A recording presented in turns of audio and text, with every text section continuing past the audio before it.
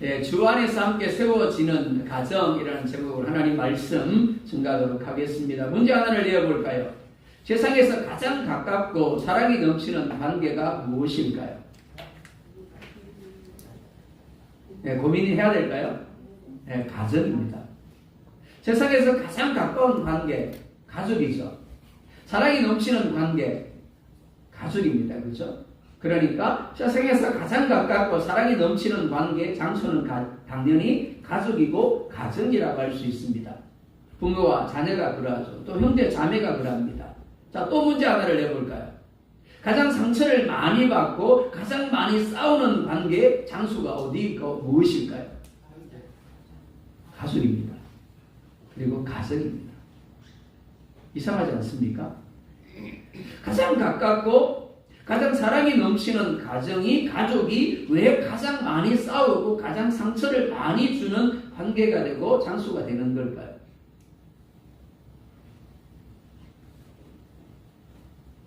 가장 사랑해야 할 관계인데 가장 많이 상처를 주고받는 관계도 가족입니다.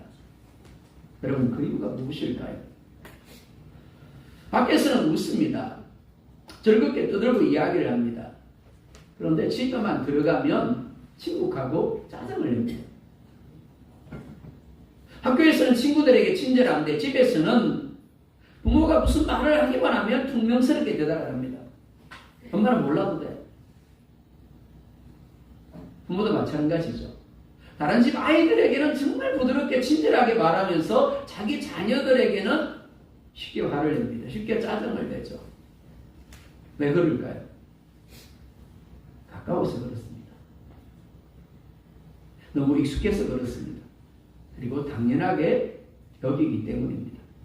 사랑하는 여러분, 우리는 늘 함께 있기 때문에 소중함을 잊어버리고 살아가는지 모르겠습니다. 부모도 자녀를 당연하게 여깁니다. 자녀도 부모의 사랑을 당연하게 여기는 거죠. 그래서 관계가 어떻다고요? 무너지는 거죠. 오늘 하나님은 우리에게 말씀을 합니다. 가정은 전쟁터가 아니라 서로 사랑하며 하나님을 배우는 장소다. 자, 첫 번째 함께 읽습니다. 시작. 주 안에서 부모에게 순종하라 라고 말씀을 합니다. 우리 초등부아이들, 중고등부아이들 잘 들었으면 좋겠습니다. 자, 고개를 들고 저를 보세요.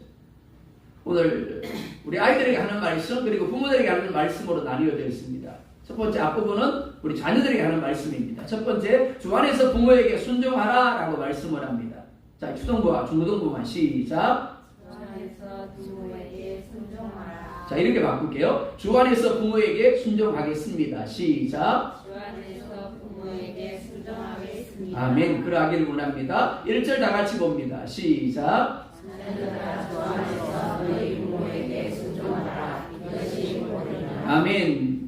너희 부모에게 순종하라. 이것이 옳으니라 라고 말씀을 합니다. 자, 그런데 많은 아이들이 순종이라는 말을 싫어할까요? 좋아할까요? 자, 우리 중고등부 아이들에게 물어볼까요? 순종 좋다, 나쁘다? 우리 은경이가 나쁘대요. 예, 그렇습니다. 많은 아이들이 순종이라는 단어를 별로 좋아하지 않습니다. 그건 아이들만이 그런 건 아니겠죠. 그렇죠? 어른들도 마찬가지입니다. 왜냐하면 순종을 억지로 참는 것이다라고 생각을 하기 때문입니다. 하지만 성경이 말씀하는 순종은 단순한 복종이 아닙니다. 억지로 참는 것이 아닙니다. 하나님을 믿기 때문에 하는 믿음의 행동입니다. 내가 하나님 믿습니다. 그런 사람이 어떻게 한다고요? 순종하는 거죠. 그래서 주 안에서라고 말씀을 합니다. 무슨 말인가 하면 엄마 아빠가 완벽해서 순종하는 것이 아니라는 겁니다. 하나님을 사랑하기 때문에 순종하는 겁니다. 학교에서 선생님 말씀은 잘 듣습니다. 그런데 집에만 오면 부모님 말씀을 귀찮아하는 경우가 있습니다. 친구 말은 잘 듣는데 부모님 말씀은 듣기 싫어합니다. 왜 그럴까요? 너무 익숙하기 때문입니다. 그런데 하나님은 말씀합니다. 부모에게 하는 태도가 하나님께 하는 태도와 연결되어 있다. 내가 엄마 아빠에게 하는 그 행동들이 태도들이 하나님과 연결되어 있다라는 겁니다. 엄마가 이렇게 말합니다. 밥 먹으라. 자, 우리 초등부 중고등부 엄마가 밥 먹으라 할 때 뭐라 그래요? 네. 네. 아이고. 예. 잠깐만. 잠깐만 게임 하는 거 다 하고 친구들과 카톡 하는 거 다 하고 엄마 아빠가 이렇게 묻습니다. 너 숙제 다 했니? 네. 예. 당연히 안 했지. 그렇죠. 이렇게 반응하는 겁니다. 게임을 하고 있는데 엄마가 보면서 그럽니다. 너 숙제 다 했어? 그리고 이렇게 이야기하죠. 핸드폰 그만해. 그럼 기분이 좋다 나쁘다? 나쁘죠 당연히. 정말 화를 냅니다. 그런데 부모들이 아이들을 괴롭히려고 그렇게 하는 것이 아닙니다. 사랑하기 때문에 그렇게 말하는 것이죠. 어느 초등학생 아이가 있었습니다. 엄마는 매일 새벽 시장에 나가서 일을 하는 사람이었습니다. 아침마다 나가면서 이렇게 얘기를 합니다. 아침밥 꼭 챙겨 먹어. 옷도 따뜻하게 입어. 학교 늦지 마. 그런데 아이는 이런 말들이 잔소리로 들리는 겁니다. 귀찮은 거죠. 알았어. 그만 좀 해. 어느 날도 엄마가 하는 말에 대하여 기분 좋게 반응한 적이 없습니다. 늘 짜증을 냈습니다. 에이, 그만해. 근데 그러던 어느 날 엄마가 교통사고를 당해서 병원에 입원을 하게 되어졌습니다. 엄마가 없는 상태에서 처음으로 혼자 학교 갈 준비를 하는데 식탁 위에 쪽지가 놓여 있습니다. 그 쪽지에 이렇게 적혀 있었습니다. 우리 아들 감기 걸릴까봐 약 넣어놨어. 약 꼭 챙겨 먹어. 그리고는 사랑해 라고 적혀 있었습니다. 그 쪽지를 보고 있는 아들이 어떻게 반응을 했을까요? 그냥 울었다고.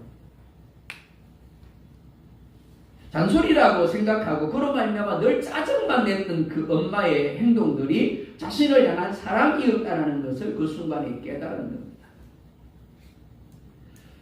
사랑 우리 유초등부 아이들 그리고 중고등부 여러분, 부모님의 사랑은 공기와 같습니다. 자, 한번 생각해 볼까요? 오늘 아침에 일어났는데 공기가 사라지면 어떨까요? 당연히 죽겠죠. 그만큼 소중합니다. 하지만 늘 있기 때문에 당연하게 여겨지기 때문에 소중한 줄 모릅니다. 하지만 없어지게 되어지면 비로소 그때 깨닫게 되어지는 거죠. 아이들만 그런 것이 아닙니다. 어른들도 마찬가지입니다. 하나님 말씀 앞에서 순종하지 않으려고 합니다. 하나님보다 내 생각을 더 믿으려고 합니다. 그래서 오늘 말씀은 아이들에게만 주시는 말씀이 아니라 우리 모두에게 주시는 말씀입니다. 하나님 앞에서 순종하는 사람이 되라고 하십니다. 유초등부와 중고등부 여러분은 부모님의 말씀을 들을 때 어떤 표정을 짓습니까? 혹 부모님의 사랑을 당연하게 여기고 있지는 않습니까? 여러분은 하나님 말씀에도 불순종하고 있지는 않습니까? 두 번째로 같이 읽습니다. 시작. 내 부모를 공경하라. 자, 역시 우리 아이들만 하겠습니다. 시작. 내 부모를 공경하라. 자, 이렇게 바꾸겠습니다. 나의 부모를 공경하겠습니다. 시작. 나의 부모를 공경하겠습니다. 그렇게 할 수 있기를 원합니다. 자, 2절 봅니다. 함께 봅니다. 시작. 내 아버지와 어머니를 공경하라. 그것은 자기 있는 자들에게 아멘. 순종하기 위해서 뭐가 필요할까요? 공경이 필요합니다. 공경은 마음으로 귀하게 여기는 겁니다. 우리 엄마 귀하신 분, 우리 아빠 귀하신 분. 그 존재 자체를 소중하게 생각하는 겁니다. 그런데 문제는 많은 아이들이 부모를 공경하지 못한다라는 거죠. 아이들에게 물으면 그렇습니다. 내 엄마 아빠를 왜 귀하게 여기지 못해? 왜 소중하게 여기지 못해? 목사님, 우리 엄마 아빠가 마음에 안 들어요. 우리 엄마 아빠는 늘 우리를 기분 나쁘게 해요. 우리 엄마 아빠는 완벽하지 않아요. 우리 엄마 아빠는 좋은 엄마 아빠가 아니에요. 근데 한번 생각해 볼까요? 세상에 정말 완벽한 부모가 있을까요? 마음에 들지 않고 좋지 않다고 생각할 수 있습니다. 우리 엄마 아빠가 실수를 할 수 있습니다. 또 나에게 화를 내고 상처도 줄 수 있습니다. 하지만 하나님은 완벽한 부모만, 내 마음에 드는 부모만, 좋은 부모만 공경하라고 하지 않습니다. 하나님이 엄마 아빠로 세우셨기 때문에 존경하라고, 귀하게 여기라고, 소중하게 여기라고 말씀하는 겁니다. 한 고등학생이 있습니다.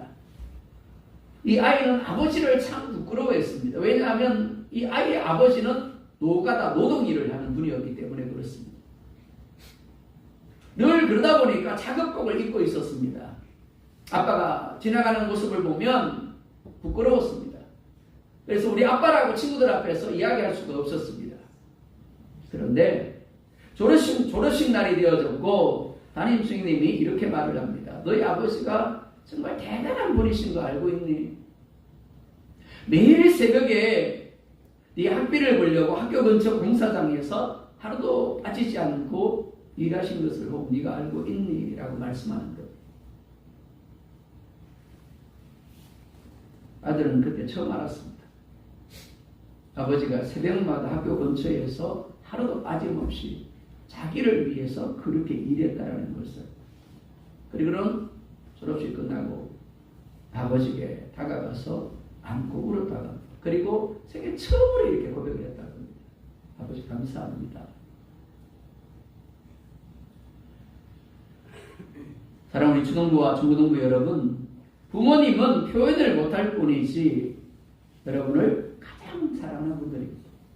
그리고 여러분들을 위하여 희생하며 살아가는 분들입니다. 밤새 걱정하고 밤새 기도하고 자신은 못 먹어도 여러분들을 먹이러 갑니다. 어떤 집사님이 어머님의 장례식에서 계속해서 울고 또 웁니다. 그러면서 이렇게 이야기를 합니다. 한 번 더 찾아갈 걸, 한 번 더 전화할 걸. 에콰도르에 있으면서 10년을 채우고 한국에 들어와야 되겠다라는 생각을 한 이유 중에 하나가 바로 어머니 때문이었습니다. 상황도 사역을 할 수 없는 상황이었기 때문에 더 이상 에콰도르에 있어야 될 의미가 없다고 생각했지만 장모님이 갑자기 돌아가시고 어머님이 연로하셨기 때문에 언제라도 갈 수 있다는 생각을 했기 때문에 어머니 임종만은 지키고 싶어서 기도를 시작을 했어요. 한국에 들어가게 해주십시오. 근데 막상 한국에 오니까 또 찾아뵙는 게 마음대로 또 안 되더라고요. 할 수만 있으면 매 월요일마다 대구 가서 뵈려고 했는데 이런저런 이유로 인해서 못 가뵙는 날이 많더라고요. 그리고 얼마 있지 않아서 어머님 돌아가셨죠. 그때 생각나는 것이 이번 집사님과 같은 마음이었습니다. 한 번 더 찾아가 뵐 걸, 한 번 더 전화를 할 걸. 근데 문제가 뭐라고요? 이미 늦었다라는 거죠. 사랑은 나중에 하는 것이 아닙니다. 나 나중에 할 거야. 나중에 전화할 거야. 나중에 찾아뵐 거야. 나중에 잘할 거야. 아니요. 나중에 우리 부모님들은 기다려주지 않습니다. 그 자리에 있지 않아요. 내가 하려고 할 때 그때 이미 우리 부모님들은 떠나고 없는 겁니다.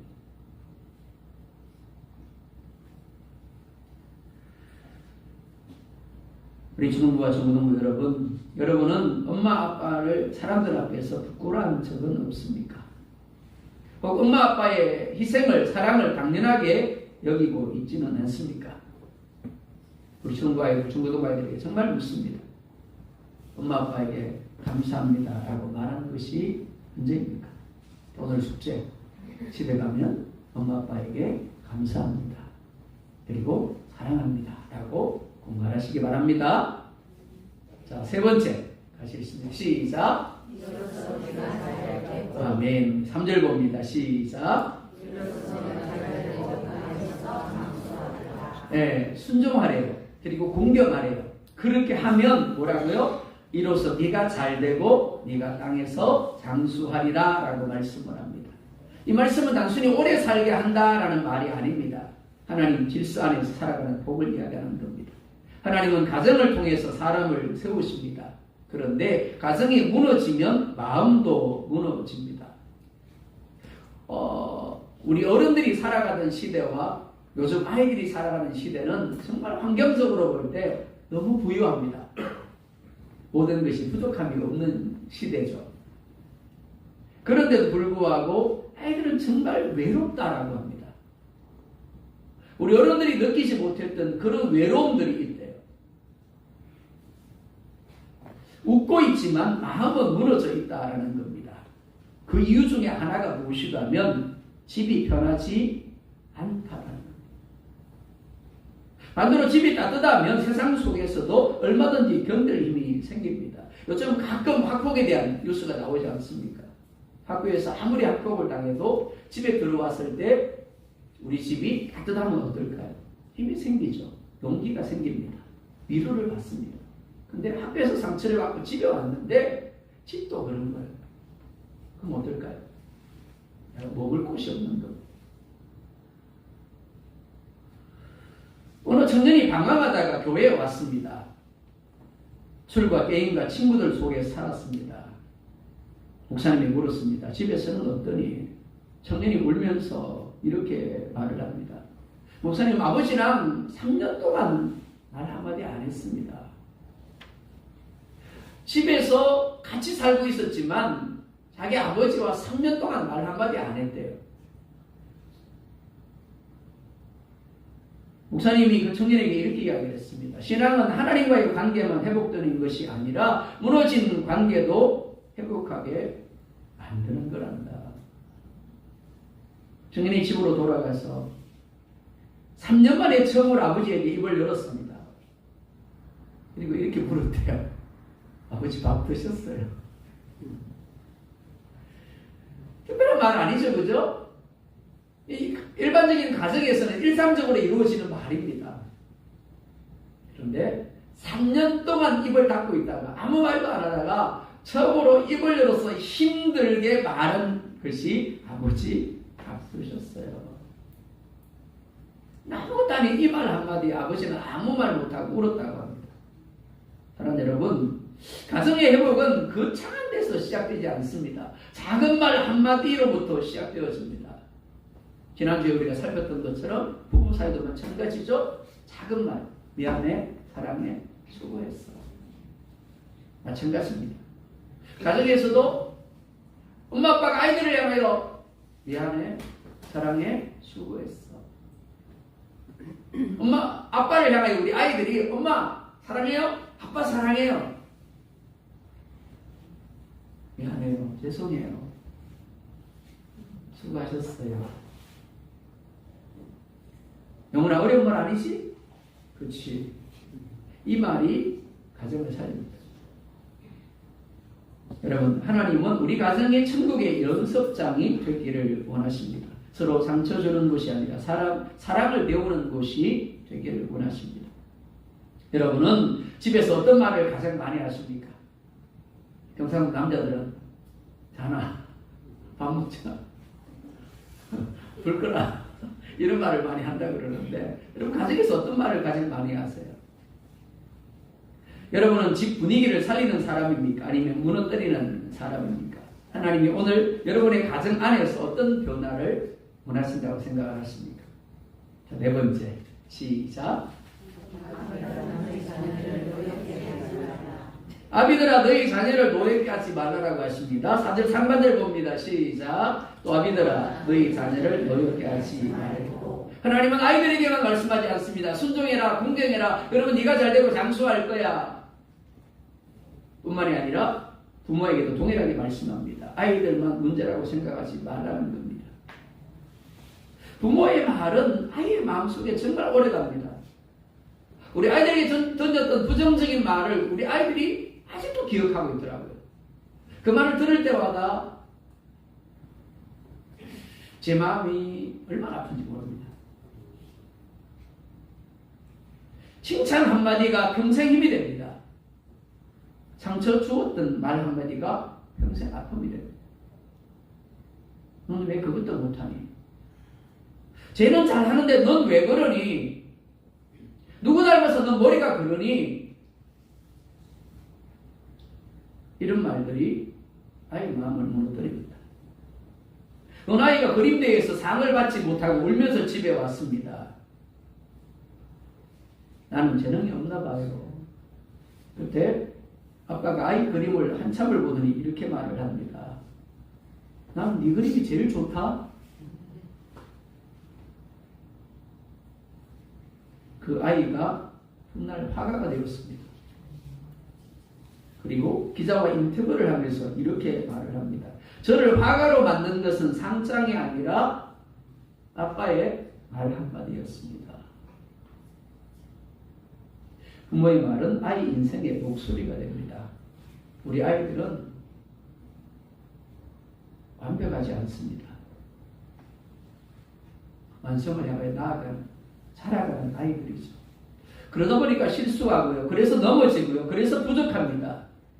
그때 부모들이 해야 될 것은 정죄하는 것이 아니라 붙들어주는 겁니다. 격려해주는 겁니다. 잘하고 있어. 힘들지? 조금만 더 힘내. 잘 될 거야. 왜요? 하나님이 우리를 그렇게 대하셨고 또 그렇게 대하고 있기 때문입니다. 우리가 얼마나 많이 넘어졌습니까? 얼마나 많이 실수했습니까? 얼마나 많이 부족합니까? 그런데 하나님 뭐라 말씀하세요? 괜찮아. 나는 그래도 사랑해. 나 기다릴게.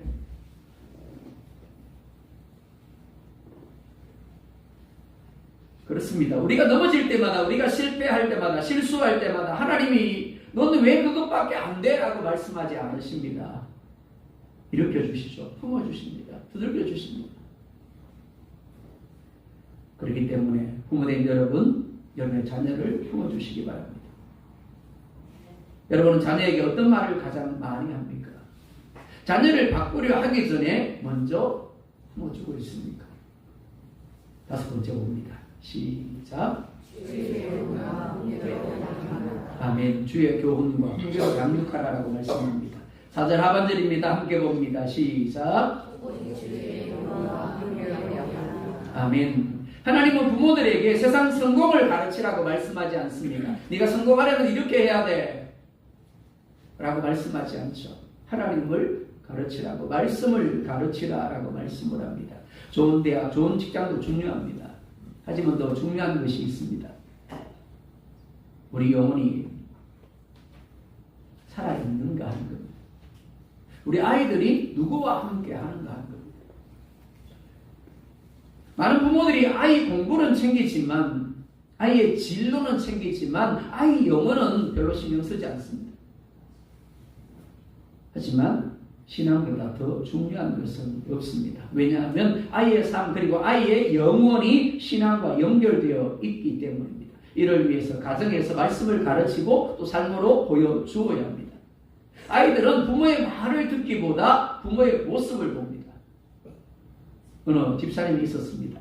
새벽마다 거실에서 무릎을 꿇고 기도했습니다. 그런데 아들은 그런 모습이 싫었습니다. 맨날 기도만 해.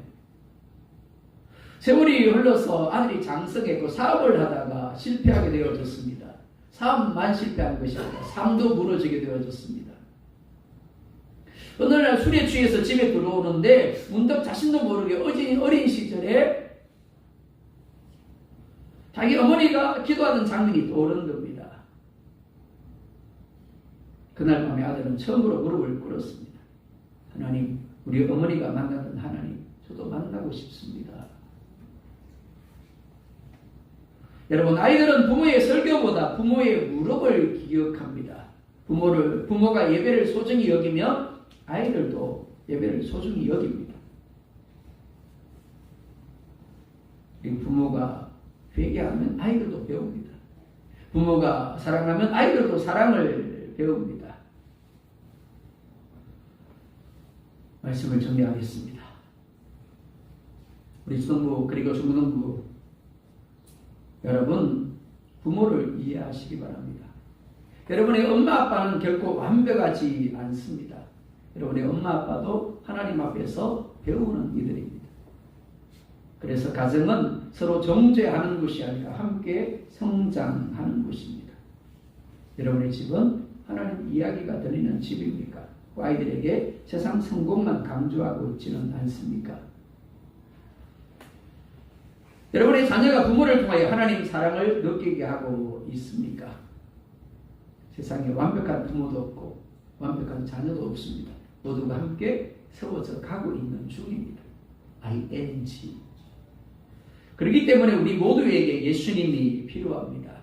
예수님은 하늘 아버지께 끝까지 순종하셨습니다. 그리고 십자가에서 우리를 살리셨습니다. 이제 우리도 주 안에서 살았으면 합니다. 아이들은 부모를 공경하고 순종하고 또 부모는 자녀를 말씀으로 양육하고 사랑으로 품고 그렇게 온 가족이 함께 하나님을 예배하며 섬기며 나아갈 때 하나님 우리의 가정을 다시 세우시고 건강하게 할 겁니다. 오늘 집에 돌아가셔서 꼭 한마디 할 수 있기를 원합니다. 아까 숙제를 냈죠? 우리 초등부, 중고등부, 엄마, 아빠 네, 사랑해요. 그리고 감사합니다. 그리고 부모된 여러분들은 우리 아이들에게 사랑한다라고, 미안하다라고, 잘하고 있다라고. 그 한마디가 어쩌면 여러분의 자녀들의 평생에 힘이 될 수 있을 겁니다. 그리고 여러분의 부모들을 다시 힘이 나게 하는 말들이 되어질 겁니다. 그런 우리 모두의 가정이 될 수 있기를 예수님의 이름으로 축복합니다.